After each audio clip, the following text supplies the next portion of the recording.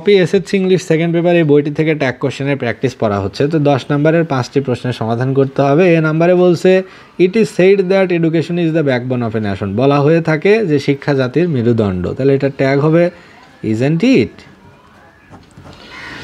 B নাম্বারে বলছে if this be so both boys and girls should be equally educated at the same time to achieve national prosperity, যদি শিক্ষা জাতির মেরুদণ্ড হয়, কথাটা সত্য হয়, তাহলে ছেলে এবং মেয়ে এদের উভয়কেই সমানভাবে শিক্ষা গ্রহণ করতে হবে জাতীয় অগ্রগতির জন্য।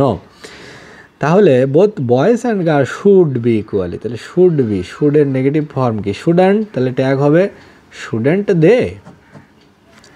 সি নাম্বারে বলছে but in the past there was no mass opportunity of girls to receive education, কিন্তু অতীতে মেয়েদের শিক্ষা গ্রহণের কোনো সুযোগ ছিল না। দেয়ার ওয়াজ নো মাস অপরচুনিটি, তাহলে এটা ট্যাগ হবে ওয়াজ দেয়ার। ডি নাম্বারে বলছে no our women had to remain at home, আমাদের মেয়েদের বাড়িতে থাকতে হবে। They didn't have anything to do except household work, বাড়ির কাজ ছাড়া তাদের আর কোনো কাজ থাকতে পারে না, মানে ছিল না এক সময়। তাহলে ডিড দে, এখন নয় পড়াশোনা করে চাকরি করে, এক সময় তো মেয়েদের এডুকেশন ছিল না, তারা বাইরেও যেত না, গৃহেই থাকতো, সেক্ষেত্রে তাদের গৃহস্থালীর কাজ ছাড়া তো আর কিছু ছিল না। তাহলে ডিড দে ছিল কি কাজ।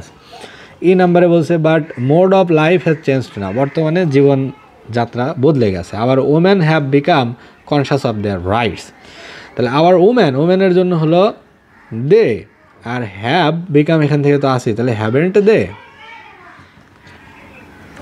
হ্যাভেন্ট দে।